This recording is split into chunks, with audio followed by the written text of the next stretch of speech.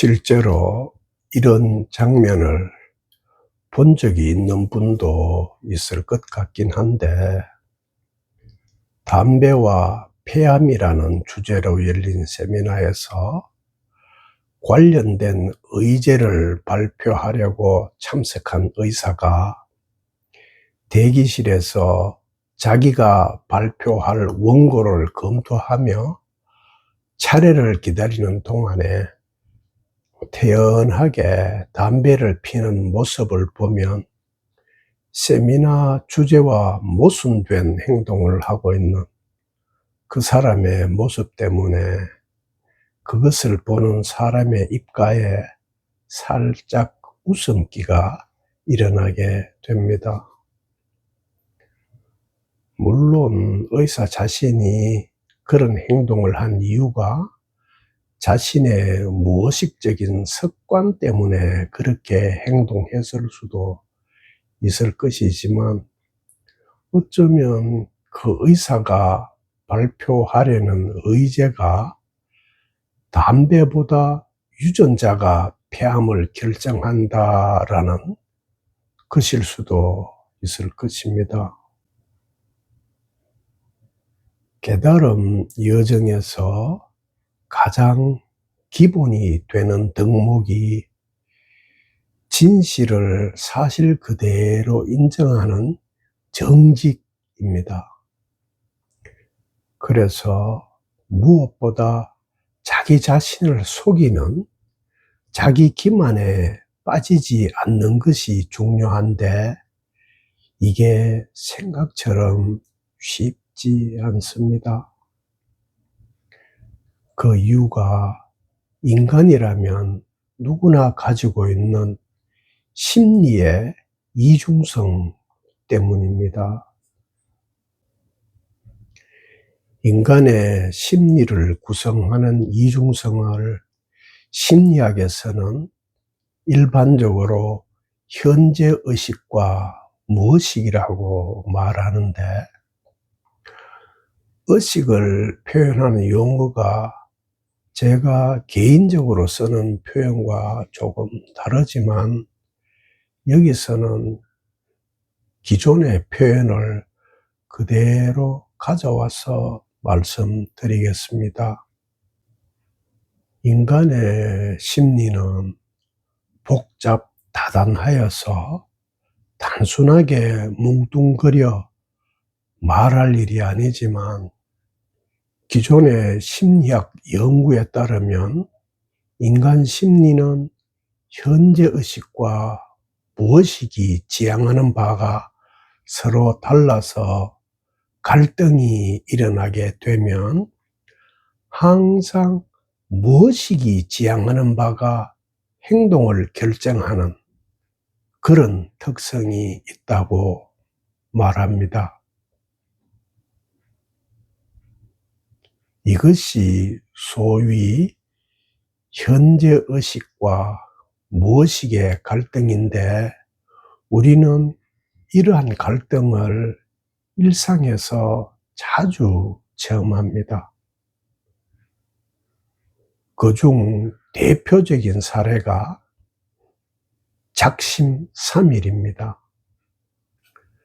다이어트, 헬스, 금주, 금연 등의 일상에서 누구나 체험하고 있는 이런 보편적인 문제가 사실 현재의식과 무의식의 갈등입니다. 사람들은 술과 담배가 몸에 해롭다는 것은 알지만 술을 마시고 담배를 피웁니다.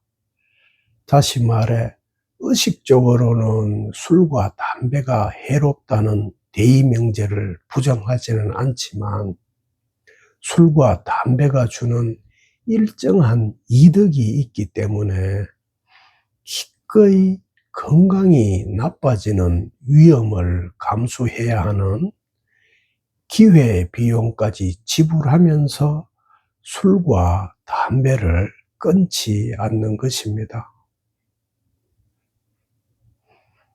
다시 풀어 말하면 기침이 나고 목이 따갑거나 속이 쓰리면 그때는 담배나 술도 끊어야 한다라고 의식적으로 잠시 생각하지만 스트레스를 겪게 되는 상황이 발생하면 즉시 술과 담배가 주는 달콤한 위로를 무의식적으로 따라가는 이중적인 행태를 되풀이합니다.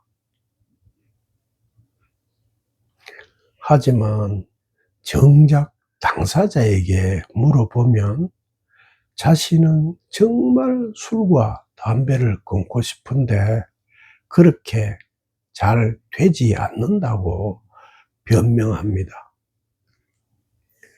그렇지만 결론적으로 말하면 그 사람이 술과 담배를 끊지 않는 진짜 이유는 술과 담배를 끊고 싶지 않기 때문입니다. 너무 단순하게 접근해서 쉽게 결론을 내린다는 생각이 들지 모르지만 실제로는 틀림이 없는 아주 정확한 결론입니다.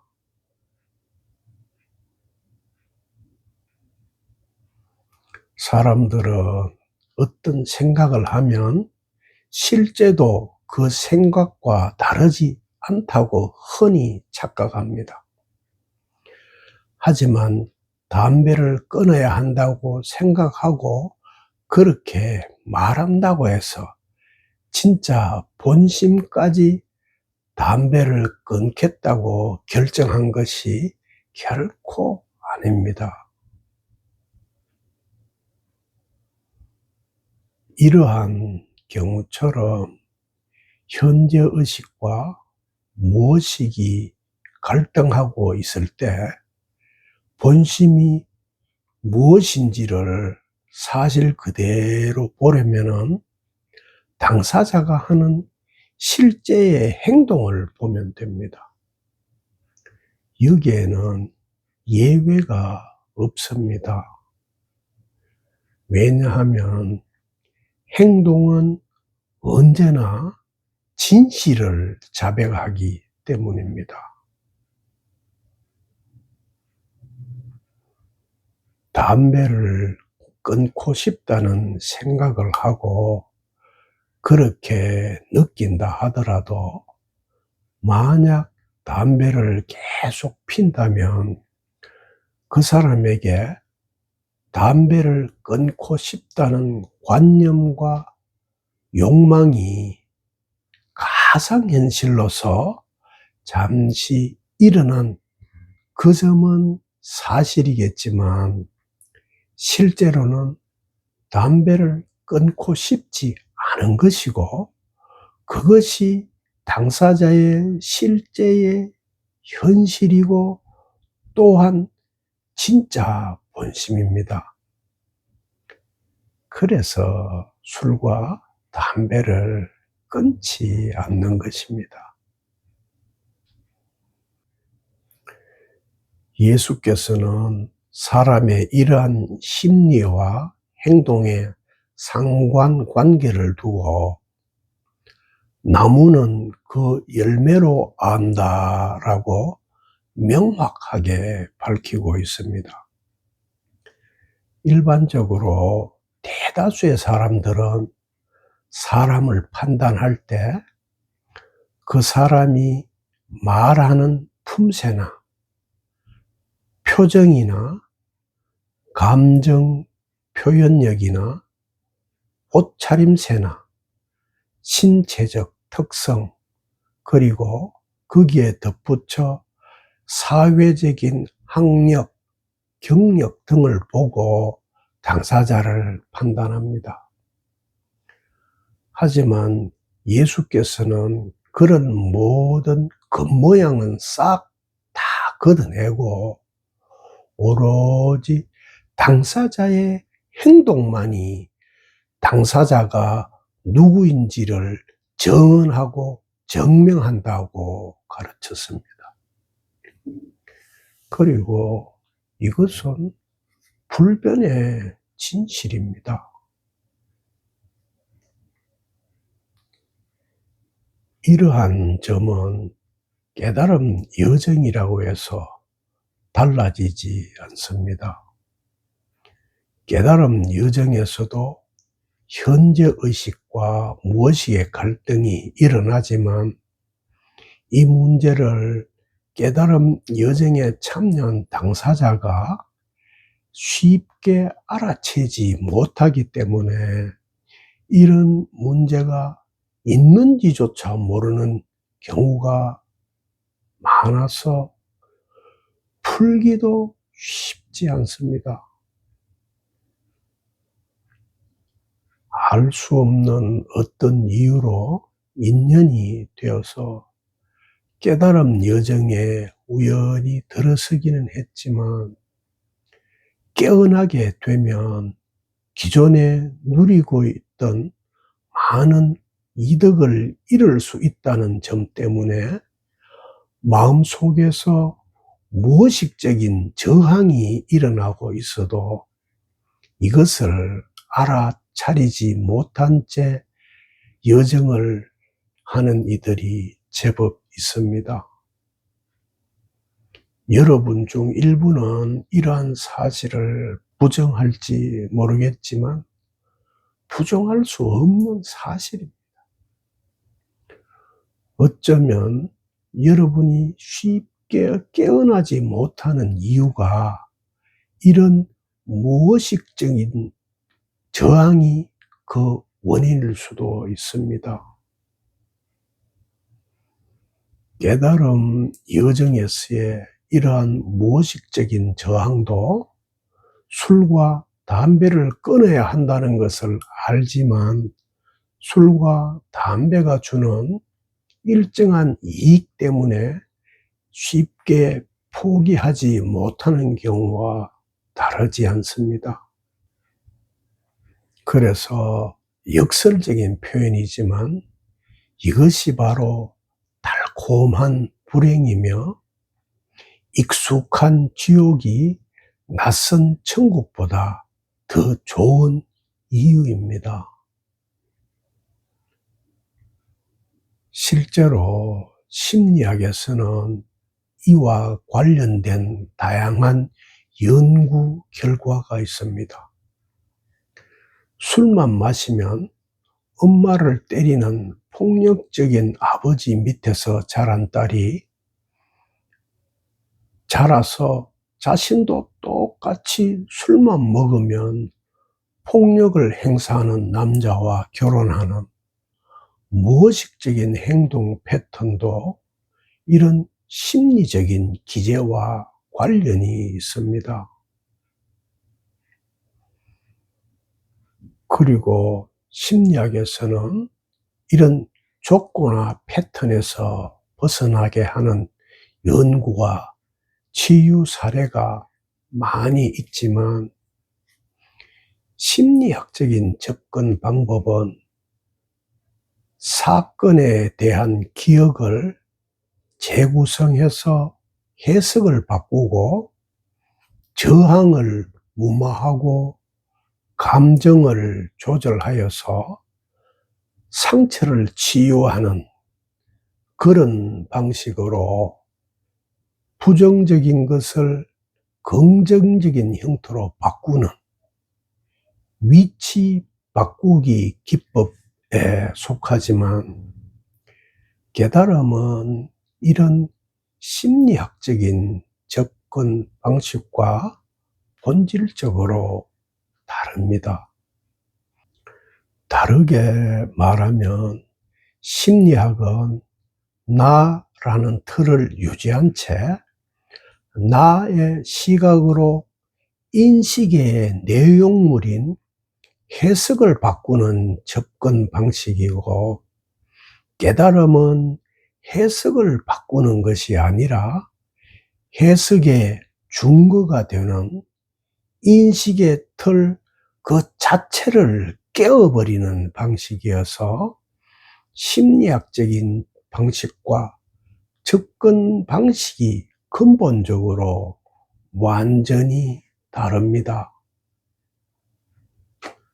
압축해서 말하면 심리학적인 방식은 삶의 내용을 바꾸는 이원적인 접근 방식이지만, 깨달음은 삶의 내용을 바꾸어 재해석하고 재구성하는 것이 아니라 삶의 틀 그 자체를 깨어서 삶이 그어놓은 상대 경계를 아예 벗어나는 일입니다.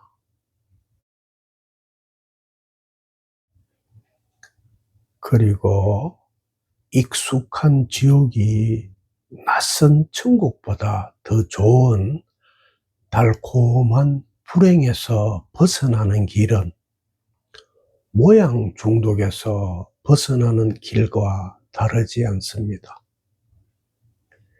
왜냐하면 익숙한 지옥이 낯선 천국보다 더 좋은 달콤한 불행은 사실 불행 중독이고, 또한 불행 중독은 모양 중독이기 때문입니다.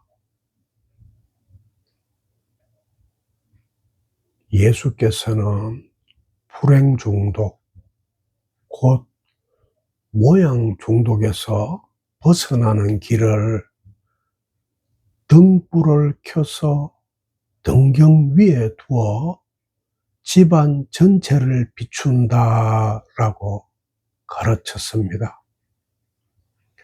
여기서 등불은 본성이고 등경은 본성의 활동 범위이고, 집안은 우리가 자아라고 부르는 일상생활 반경이라 볼 수 있습니다.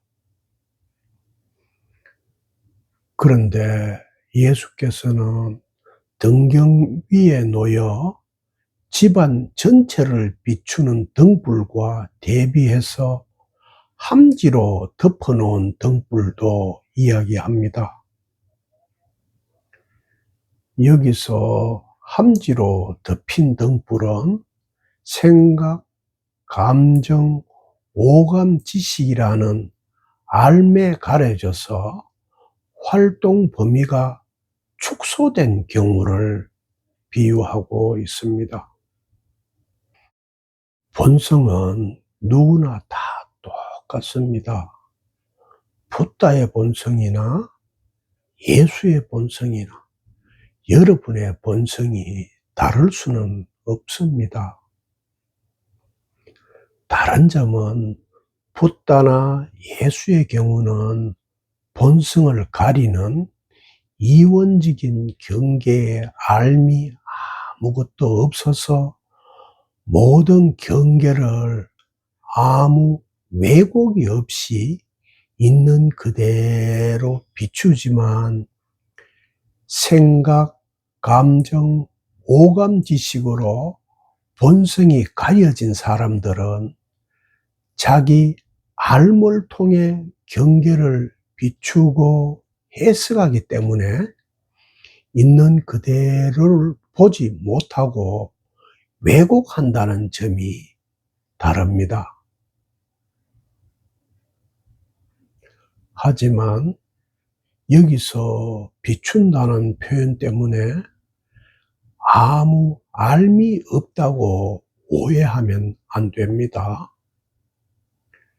비춤은 이원적인 알미 없는 것이지, 비이원적인 알은 당연히 있습니다. 그래서 카오스가 아닙니다. 분별은 있지만 시비가 없는 알이라고 말할 수도 있습니다. 깨달음 여정에서는 이런 방식으로 진술하는 길잡이들이 거의 없어서 제 표현이 여러분에게 좀 낯설 것 같아서 한 번 더 정리해 보겠습니다. 제가 여러 번 여러분에게 깨달음은 알미 없는 암이라고 압축해서 말씀드린 적이 있는데, 이 표현을 전체 문장으로서 풀어 다시 말씀드리면, 이원적인 알미 없는 비이원적인 암이라고 진술할 수 있습니다. 이것을 비유하면 말을 배우기 전에 천진난만한 어린이의 시각에 견주어 볼 수 있습니다. 말을 배운 어른들과 다름없이 말을 배우지 않은 아이들도 자신의 생활 반경에 등장하는 모든 사건과 사물을 일어나는 그대로 보고 듣습니다. 그런데 말을 배운 어른들은 자신의 생활 반경에 등장하는 일을 전부 말을 통해서 판단하고 말로 여과해서 본다는 이 점이 말을 배운 어른과 말을 배우지 않은 천진난만한 어린이의 차이입니다. 그러니까 말을 배운 어른들은 말로 이름을 붙인, 이름으로 된 관념의 세상에서 살면서 그것이 있는 그대로의 세상이라고 착각하고 망상을 지으며 살지만, 말을 배우기 전에 천진난만한 어린이들이 사는 세상에는 말이 없어서 거기에는 관념으로 왜곡된 세상이 아닙니다. 그러므로 말을 배운 어른이 사는 세상과 말을 배우지 않은 아이들이 사는 세상은 물리 생리적으로는 같은 세상이 살지만 심리적으로는 전혀 다른 세상에서 살고 있는 것입니다. 그렇다고 해서 말을 배우지 않은 아이들이 사는 세상이라고 알미 없는 것이 아닙니다. 이름이 붙지 않은 세상에서 살기 때문에 아이들에게 관념으로 된 알은 없지만, 아무 이름이 붙지 않았다 하더라도 아이들은 물과 우유가 다르다는 것을 알고 뜨거운 물과 찬물을 구별해서 잘 사용합니다.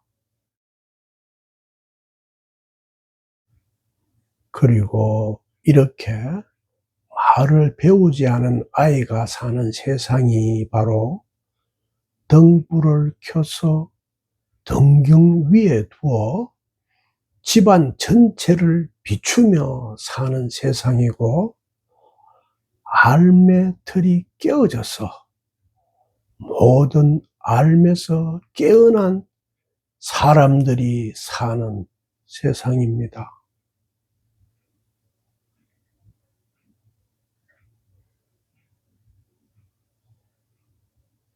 알매 틀이 깨어져서 모든 알매서 깨어난 이들이 사는 그 세상이 지금 어디에 있습니까?